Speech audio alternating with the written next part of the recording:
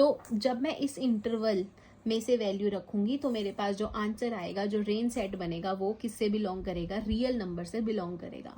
तो एक कंडीशन तो ये है रोल्स थ्योरम की। अब ये कहता है कि अगर fx जो है वो कॉन्टिन्यूस है interval a comma B closed interval में, मेरे पास closed interval a comma B है। अगर इस इंटरवल के अंदर जो मेरे पास गिवन फंक्शन है वो कॉन्टिन्यूस है, कॉन्टिन्यूस का मतलब है कि ना वो कहीं पे ब्रेक ना हो रहा हो। जैसे कि अगर मेरे पास ये ग्राफ है तो मैं ये नहीं कह रही कि एक पॉइंट पे जाके यूं ऐसे ब्रेक हो जाए और ये फिर ऐसे शुरू हो जाए, नहीं, ये बीच में कहीं पे भी ब्रेक नहीं करना चाहिए, वो हमेशा कॉन्टिन्यूस रहना चाहिए। जैसे कि मेरे पास ये कर्व है, ठीक है, ए से लेके बी तक का कर्व है, वो पूरा कॉन्टिन्यूस चल रहा है, बिना पेन उठाए मैं इसको ड्रॉ कर सकती हूँ, मेरा ये कहीं पे भी टूट नहीं रहा। तो मतलब कि ये क्या है, कॉन्टिन्यूस है ए से बी के बीच में, एक close interval a comma B में ये क्या है, कॉन्टिन्यूस है। फिर आता है हमारे पास जो fx फंक्शन है वो मेरे पास डिफरेंशिएबल भी होना चाहिए इन द ओपन इंटरवल। ये क्लोज्ड इंटरवल में है और ये ओपन इंटरवल में है, open interval a comma B. Differentiable का इस थ्योरम के अंदर बेसिक मतलब इतना समझ ले कि जो मेरे पास ग्राफ बनेगा, जैसे मेरे पास ये ग्राफ बन रहा है, ये है ना कर्व होना चाहिए। मेरे पास ना एक मॉड्यूलस फंक्शन होता है, आपने ने पढ़ा हुआ है, पता नहीं तुझे याद है या नहीं है, बट मैं तुझे ब्रीफ में बता देती हूँ। एक मॉड्यूलस फंक्शन होता है जो ना कुछ ऐसे लाइन से बनता है, ये मॉड्यूलस फंक्शन होता है। तो ये लाइन्स है, ये कर्व नहीं है। तो मेरे पास जब भी ऐसे लाइन्स बनेगी ना तो वो हमेशा नॉन डिफरेंशिएबल फंक्शन होता है, और जब भी मेरे पास ऐसा कर्व बनेगा वो हमेशा डिफरेंशिएबल फंक्शन होता है। तो अगर कभी तेरे को देख के बताना पड़े कि किस टाइप का फंक्शन है, डिफरेंशिएबल है या नॉन डिफरेंशिएबल है, तो तू ऐसे पता करके बता सकती है, ठीक है। तो ये जो फंक्शन है मेरे पास, ये डिफरेंशिएबल है in open interval a comma B में। कहीं पे भी ग्राफ के अंदर तेरे को शार्प एंड्स दिखते हैं, जैसे ये शार्प पॉइंट है, ये शार्प पॉइंट है, ये शार्प पॉइंट है, कहीं पे भी अगर तेरे को शार्प पॉइंट दिखते हैं तो वो तेरा डिफरेंशिएबल नहीं है। तो ये ओपन इंटरवल में जो फंक्शन है वो डिफरेंशिएबल होना चाहिए। ये कर्व है, स्ट्रेट लाइन नहीं है, तो इसीलिए ये डिफरेंशिएबल है, ठीक है। अब open interval a comma B का मतलब है a और b इंक्लूडेड नहीं है। a और b इंक्लूडेड क्यों नहीं है, क्योंकि ये जो एंड्स है ना a और b, ये देख शार्प एंड्स की तरह ट्रीट होते हैं।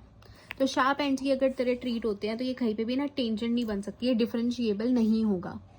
तो इसीलिए ये ओपन इंटरवल में डिफरेंशिएबल होना चाहिए। ये कंडीशन तो याद कर ले, बस मैं बेसिक मतलब समझ ले कि कॉन्टिन्यूस का क्या मतलब है, डिफरेंशिएबल का क्या मतलब है। फिर थर्ड कंडीशन है कि एफ ऑफ ए और एफ ऑफ बी जो है वो इक्वल होना चाहिए। एफ ऑफ ए और एफ ऑफ बी का मतलब है, एफ ऑफ ए का मतलब है कि फंक्शन के अंदर ए रख दे, ये वाला ए है ना, फॉर एग्जाम्पल यहाँ पे इंटरवल होता है 0 कॉमा पाई, तो ए की वैल्यू 0 है और बी की वैल्यू पाई है।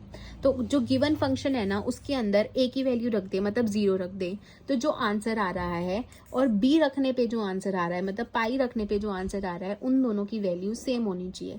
अगर ये तीनों की तीनों कंडीशन सेटिस्फाई होती है तो रोल्स थ्योरम क्या कहती है, तो एटलीस्ट एक ऐसा पॉइंट सी बिलोंग करेगा इस ओपन इंटरवल ए बी से, ए और बी के बीच में कोई ना कोई एक एटलीस्ट कम से कम एक ऐसा पॉइंट होगा जिसका जो डिफरेंशिएशन होगा फंक्शन की उस पॉइंट पे जो वैल्यू है और उसका डिफरेंशिएशन है वो 0 होगा फंक्शन के अंदर। इसका मतलब देख, उस फंक्शन के अंदर एफ एक्स फंक्शन है, एफ एक्स फंक्शन के अंदर सबसे पहले जो सी वैल्यू है वो रख, और वो वैल्यू रखने के बाद फिर उसका डिफरेंशिएशन कर।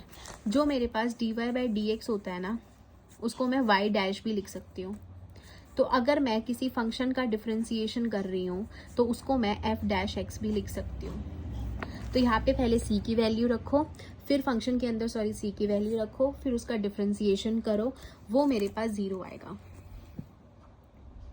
एक एफ एक्स फंक्शन है जिसकी डोमेन a कॉमा बी है क्लोज्ड इंटरवल में और उसकी रेंज r है।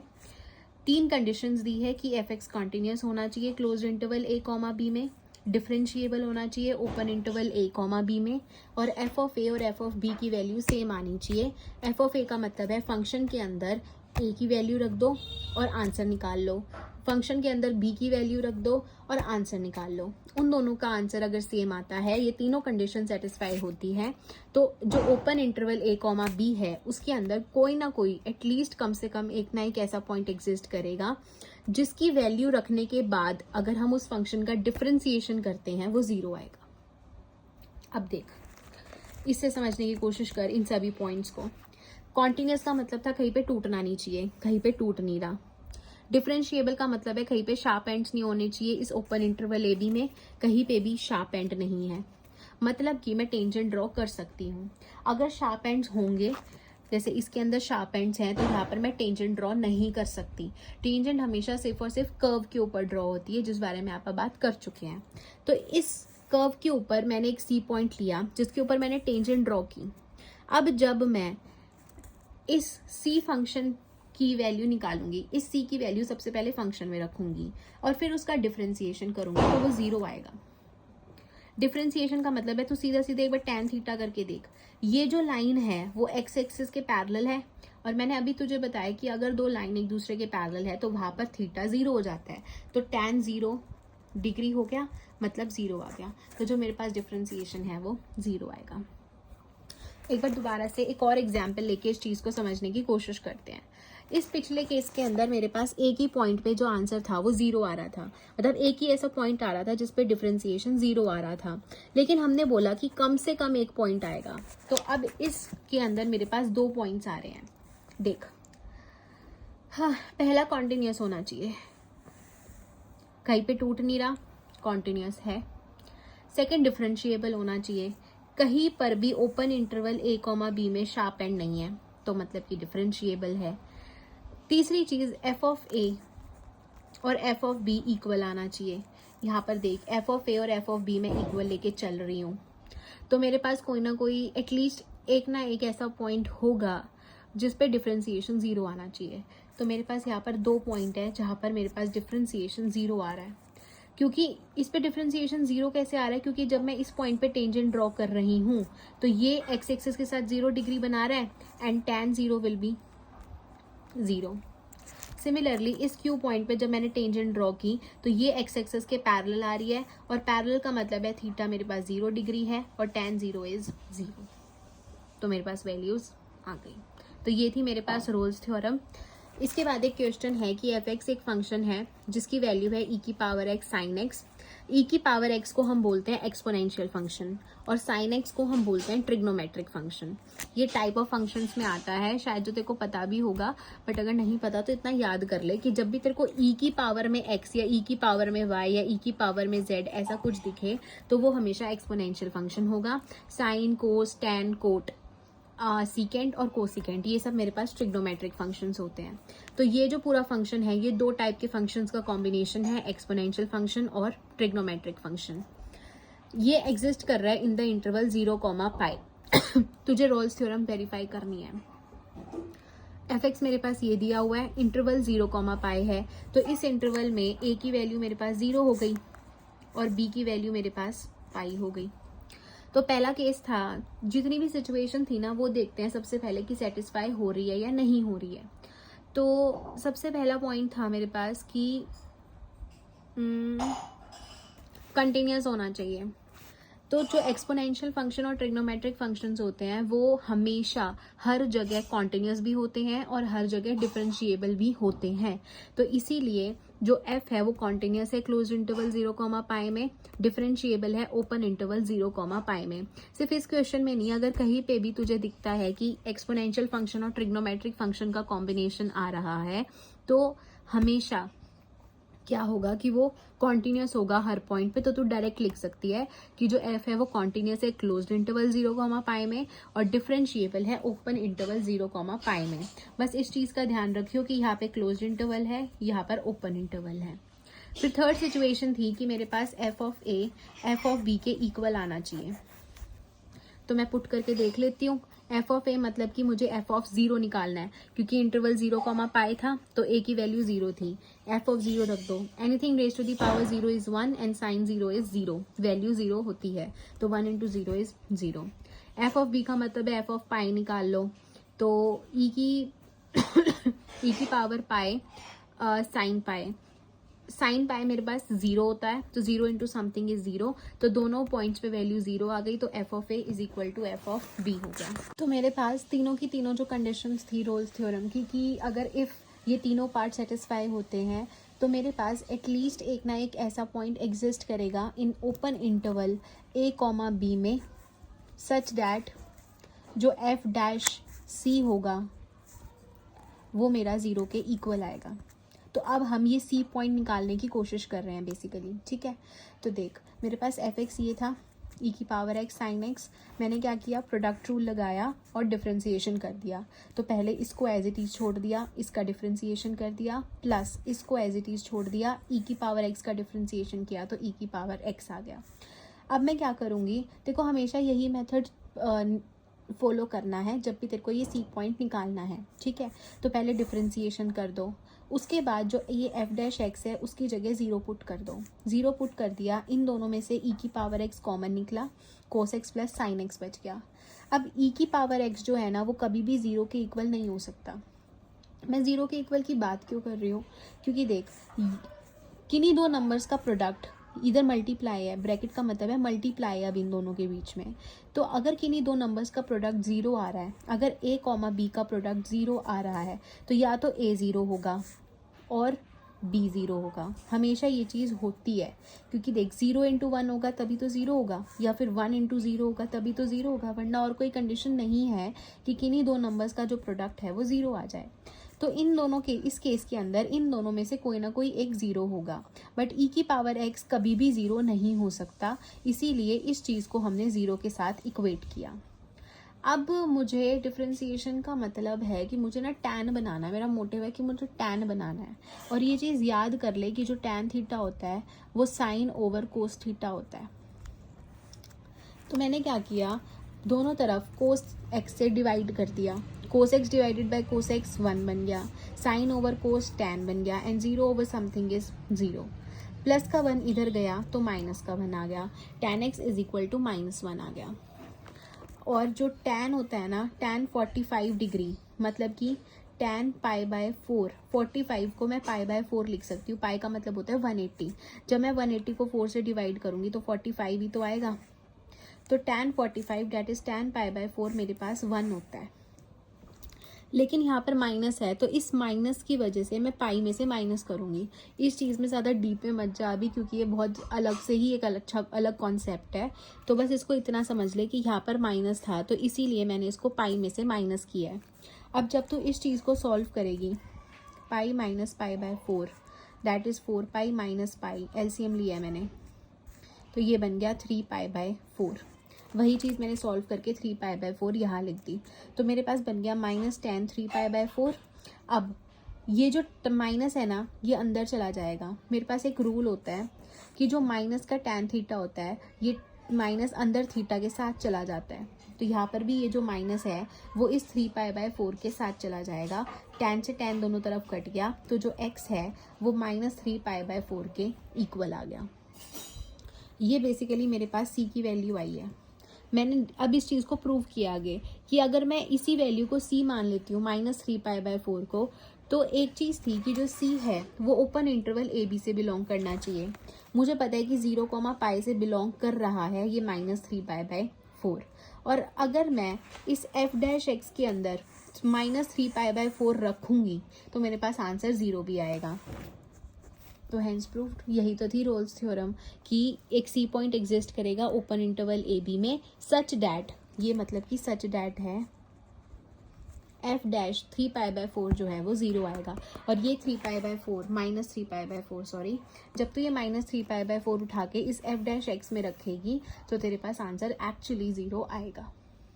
अब नेक्स्ट थ्योरम हमारे पास आती है Lagrange's mean value theorem. Rolle's theorem और इस थ्योरम के अंदर कुछ एज सच हमारा फ़र्क नहीं है, फर्स्ट और सेकंड पॉइंट तो उसमें सेम ही है। एक बार पढ़ लेते हैं। हमारे पास एफ एक्स एक फंक्शन है जिसके अंदर जो फंक्शन है उसकी डोमेन मेरे पास closed interval A to B है और उसकी जो रेंज है वो मेरे पास रियल नंबर्स है, मतलब कि इनपुट वैल्यूज़ जो है वो मेरी इस ए और बी के बीच की और ए और बी इंक्लूडेड है क्योंकि ये क्लोज्ड इंटरवल है। तो वैल्यूज़ मेरी ये रहेंगी डोमेन की, और जो मेरे पास रिजल्ट आएगा, जो मेरे पास आउटकम आएगा, मतलब जो रेंज सेट आएगा वो रियल नंबर्स का आएगा। मतलब कि वैल्यूज़ पॉजिटिव भी आ सकती है, नेगेटिव भी आ सकती है और फ्रैक्शंस में भी आ सकती है, मतलब p/q फॉर्म में भी आ सकती है और इरेशनल नंबर्स भी आ सकते हैं। अब दो कंडीशन है हमारे पास। पहली कि जो f(x) है वो कंटिन्यूस होना चाहिए। कंटिन्यूस मतलब कि कहीं पे भी टूटा हुआ नहीं होना चाहिए। जैसे ये ग्राफ हो गया और ऐसे करके फिर ऐसे जा रहा है, बीच में ब्रेक आ गया, ये ब्रेक नहीं आना चाहिए, कॉन्टिन्यूस होना चाहिए इन closed interval a, b। Second differentiable होना चाहिए, मतलब कि प्रॉपर एक कर्व होना चाहिए, लाइंस नहीं होनी चाहिए, शार्प एंड्स नहीं होने चाहिए, कर्व होना चाहिए, तो वो डिफरेंशिएबल होगा। और डिफरेंशिएबल होना चाहिए ओपन इंटरवल a, b के अंदर। ये डिफरेंशिएबल वाला हम पहले डिस्कस कर चुके हैं अभी पिछली वीडियो में, ठीक है। अगर ये दोनों कंडीशन सेटिस्फाई हो रही है तो एटलीस्ट कम से कम एक ऐसा पॉइंट C बिलोंग करेगा a, b के अंदर, सच डैट जो f' है उस C पॉइंट पे जो डिफरेंशिएशन है, डैट जो इस C पॉइंट पे इसका डिफरेंशिएशन है वो किसके इक्वल होगा, f(b) minus f(a) divided by b minus a। इस चीज़ को समझने के लिए एक बार आप ग्राफ देखते हैं। मैंने लेग्रेंजेस थ्योरम के लिए ग्राफ बनाया, ठीक है। y एक्सिस, x एक्सिस, ये है मेरे पास कर्व, a से लेके b तक मेरे पास क्या है, कर्व है, ठीक है। अब जब आप कोऑर्डिनेट प्लेन, इसको ना आप कोऑर्डिनेट बोलते हैं, कोऑर्डिनेट प्लेन बोलते हैं, एक्स वाई जो एक्सेस एक साथ होती हैं उसको कोऑर्डिनेट प्लेन बोलते हैं या फिर कार्टेशियन प्लेन बोलते हैं। मैं नाम लिख देती हूँ, कोऑर्डिनेट प्लेन भी बोलते हैं या फिर कार्टेशियन प्लेन या फिर एक्स वाई प्लेन, ठीक है। तो ये एक्स एक्सिस वाई एक्सिस को मिला के ये तीनों चीज़ें बोलते हैं। अब उसके अंदर मैंने ए से लेके बी तक एक कर्व बनाया है, ए टू बी। ए से लेके बी कर्व देख, बिल्कुल साथ में चल रहा है, कहीं पे भी ये टूटा हुआ नहीं है, तो मतलब कि ये क्या हो गया, कॉन्टिन्यूस हो गया।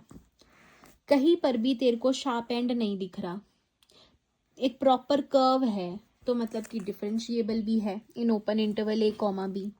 अब देख मैंने क्या किया, ए पॉइंट के कोऑर्डिनेट्स लिखे।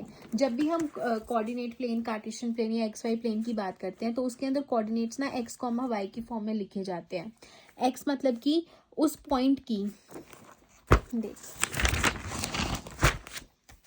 मेरे पास ऐसा कुछ होता है प्रॉपर एक्स वाई प्लेन, यहाँ पर तो पॉजिटिव वैल्यूज़ होती है x की, ये ओरिजिन होता है। यहाँ पर मेरे पास नेगेटिव वैल्यूज़ होती हैं, पॉजिटिव वैल्यूज़ ऑफ y और यहाँ पे नेगेटिव वैल्यूज़ ऑफ y। तो अगर फॉर एग्जांपल मैं ये वाला पॉइंट ले रही हूँ a और मुझे इसके कोऑर्डिनेट्स लिखने हैं, तो जो कोऑर्डिनेट है वो x, y की फॉर्म में लिखे जाते हैं। मतलब कि इस पॉइंट का इस x एक्सिस पे क्या पॉइंट है, 2, और फिर y एक्सिस पे क्या पॉइंट है, 2। तो ये हो जाते हैं कोऑर्डिनेट्स। तो सिमिलरली हम अब इस केस के अंदर करेंगे, इस a पॉइंट के कोऑर्डिनेट्स लिखने हैं। तो मैंने मान लिया कि x एक्सिस पे ये पॉइंट a है और y एक्सिस पे f(a) है, तो a के कोऑर्डिनेट हो गए a, f(a)।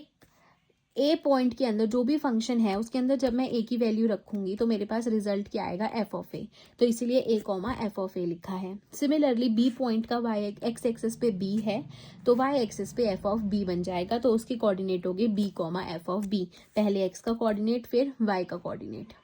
अब देख जब मैं इस लाइन का, ये मेरे पास कर्व था, मैंने क्या किया, a और b पॉइंट का स्लोप निकाला। पहले इन दोनों पॉइंट्स को ज्वाइन किया और फिर मैंने स्लोप निकाला।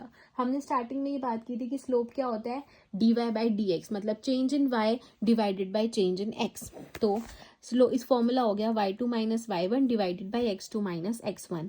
अब देख ये पहला पॉइंट हो गया, ये दूसरा पॉइंट b हो गया। y2 मतलब f(b) minus f(a) divided by x2 minus x1 मतलब x2b और x1a, तो b माइनस a। तो मेरे पास स्लोप ऑफ a भी बेसिकली ये चीज़ है। तो जब मैं कह रही थी कि f' जो है वो इस चीज़ के इक्वल है, मतलब कि ये वाली जो चीज़ है ना, ये बेसिकली तेरे पास क्या है, स्लोप ऑफ a b है। तो ए कॉमा बी ओपन इंटरवल में एक ऐसा पॉइंट सी लाई करेगा कि जब मैं उस पॉइंट पे डिफरेंशिएशन करूंगी उस फंक्शन का, वो किसके इक्वल आएगा, स्लोप ऑफ ए बी के इक्वल आएगा। देख, अब यहाँ पर जो मेरे पास सी पॉइंट था ना, वो दो आ रहे हैं, एक पी आ रहा है, एक क्यू आ रहा है। जो ये पी पॉइंट है ना, हम इसको अब ए बी के पैरेलल देखेंगे। ए बी मतलब कि जो स्लोप है ए बी का, उसके पैरेलल देखेंगे। जब हमने रोल्स थ्योरम की थी कि तो ये जो लाइन थी ना, इसको हम एक्स एक्सिस के पैरेलल देख रहे थे, लेकिन यहाँ पर हम इस स्लोप ऑफ ए बी के पैरेलल देखेंगे। तो इन दोनों के बीच में, और सिमिलरली ये इस पॉइंट पे भी ये जो लाइन बन रही है, ये जो टेंजेंट बन रही है, उसको ए बी के पैरेलल देखेंगे। तो रोल्स थ्योरम और लैग्रेंजेस थ्योरम में मेजरली यही डिफरेंस है कि उसके अंदर हम जो ये वाली लाइन बनती थी, ये जो टेंजेंट बनती थी, वो एक्स एक्सिस के पैरेलल बनती थी, और वहाँ पे एफ डैश सी इसीलिए जीरो आ जाता था, जीरो के इक्वल आ जाता था, क्योंकि टेंजेंट जीरो हो जाता था, और tangent zero is zero. But यहाँ पर मेरे पास क्या हो रहा है कि जो ये मेरे पास टेंजेंट बन रही है, उसको मैं ए बी के पैरेलल देखूंगी, इस लाइन के पैरेलल, जो स्लोप है उसके पैरेलल देखूंगी। तो एफ डैश सी मेरे पास किसके इक्वल आएगा, स्लोप ऑफ ए बी के, जो मेरे पास इसके इक्वल है। अब एफ ऑफ बी मेरे पास क्या होता है, फंक्शन की वैल्यू इस बी पॉइंट पे, ये जो कोऑर्डिनेट्स थे इस बी पॉइंट पे। सिमिलरली एफ ऑफ ए का मतलब है कि फंक्शन की वैल्यू इस ए पॉइंट पे divided by B minus A, B minus A. तो ये होती है तेरे पास लैग्रेंजेस थ्योरम।